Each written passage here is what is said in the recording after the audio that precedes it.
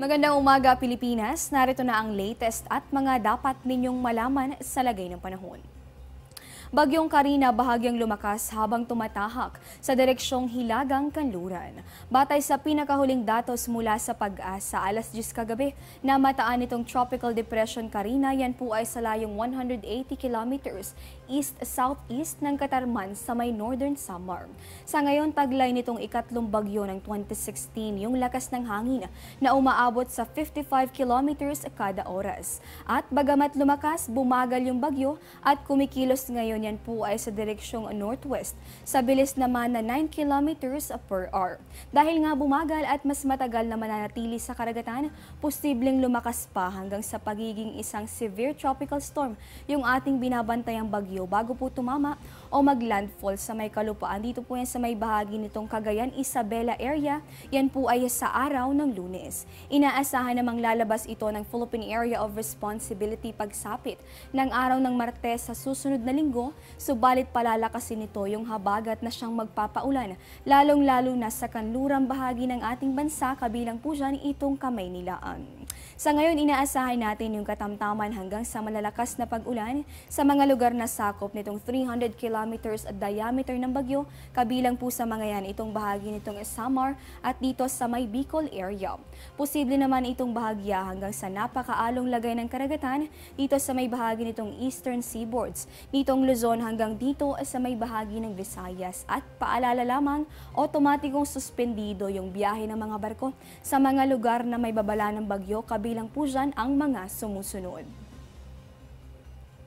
Sa ngayon, nakataas yung Tropical Cyclone Warning Signal number 1. Dito po yan sa may Catanduanes, Camarines Sur, Albay, Sorsogon, Northern at Eastern Samar at hanggang dito sa may probinsya ng Samar. Sa mga nabanggit na lugar, inaasahan yung katamtaman hanggang sa malalakas na pag-ulan na posibleng magdulot ng flash floods at landslides. Kaya naman pinagdodoble ingat yung mga residente at makipag-ugnayan lamang kayo sa lokal na pamahalaan para sa inyong kaligtasan.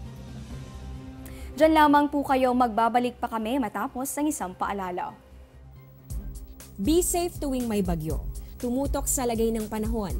Manatili sa loob ng bahay at lumayo sa mga bintana para di masugatan kung nabasag ang mga ito. Maging handa sa posibleng brownout.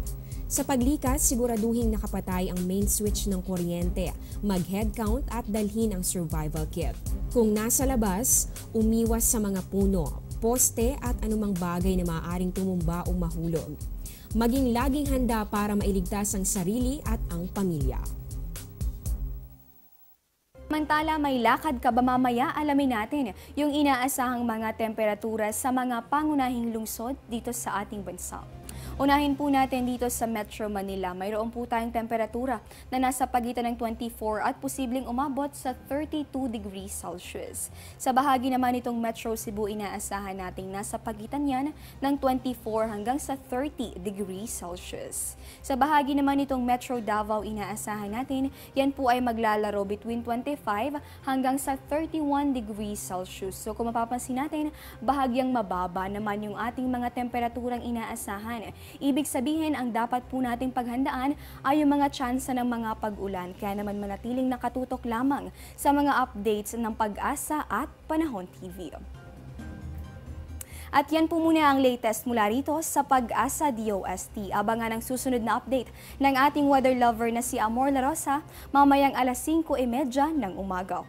Ito po ang Panahon TV kung saan walang pinipiling panahon ang pagbibigay impormasyon. Ako po si Desiree Jonio. Magandang umaga at mag-ingat po kayo.